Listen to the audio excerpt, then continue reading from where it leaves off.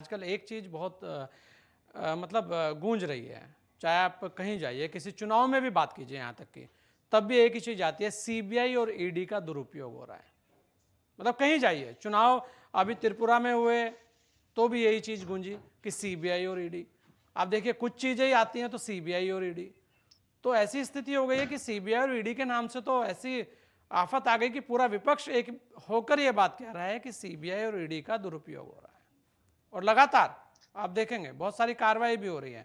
हाँ, जब कोर्ट में जाते जी। हैं तब सब शांत हो जाते हैं, तब कहते हैं कि नहीं, न्यायालय पे भरोसा है। तब ये नहीं कहते कि पीछे से सब कुछ फर्जी आया था और आगे तो कुछ मिला नहीं तो हमें तो बरी कर दिया गया, उसे लेके कोई बाहर नहीं आता। हाँ, आरोप लगाने के लिए सब तैयार रहते हैं। विपिन भाई।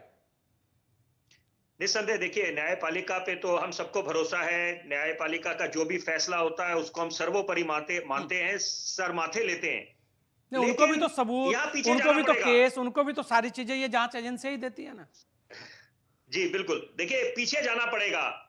क्या कारण था संजय जी, जो माननीय सर्वोच्च न्यायालय में apex court of the country कहते हैं, सुप्रीम कोर्ट ने ऑब्जर्वेशन करी थी, टिप्पणी करी थी। ये सीबीआई क्या है? ये वो तोता है जो पिंजरे में बंद है, केज पैरेट। तो यहाँ पर क्या है, मंथन का विषय नहीं है कि यहाँ पर किसके कार्यकाल में बोला गया था। तो ये तो रिवायत रही है। यहाँ पर जो आज हम लोग ये बोलते हैं कि ईडी, सीबीआई, इनकम टैक्स का दुरुपयोग हो रहा है या अंदेशा जताया जा रहा है, तो यही सिक्के के दोनों पहलू है।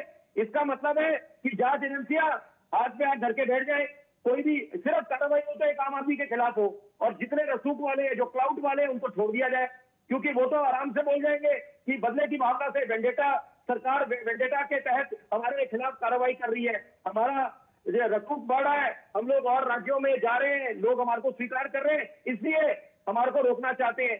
देखिए, ऐसे काम नहीं चलने वाला। यहाँ पर मामले की तह तक जाने की आवश्यकता है। एक बात समझनी पड़ेगी, पोस्ट टेंडर अनड्यू बेनिफिट दिए गए हैं, और क्या कारण है कि जो शराब कंपनियां, ये जो ड्राफ्टिंग प्रोसेस था लिकर पॉलिसी बनाने में, अब इसके उसमें शामिल थी, तो या क्या इसकी जांच बनती नहीं है? इसीलिए ये हो रही है जांच। और दूसरी बात है, एसबीओ यूनिट जो है, ये फीडबैक यूनिट किसने शुरू करी थी?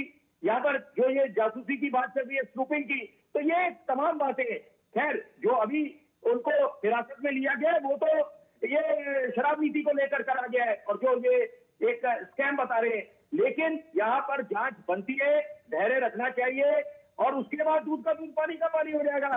दुनिया के सामने सच आ जाएगा कि वाकई में मोदी सरकार दुरुपयोग कर रही है, जांच एजेंसियों की तानाशाही चल रही है, या सही मायने में जांच बनती थी।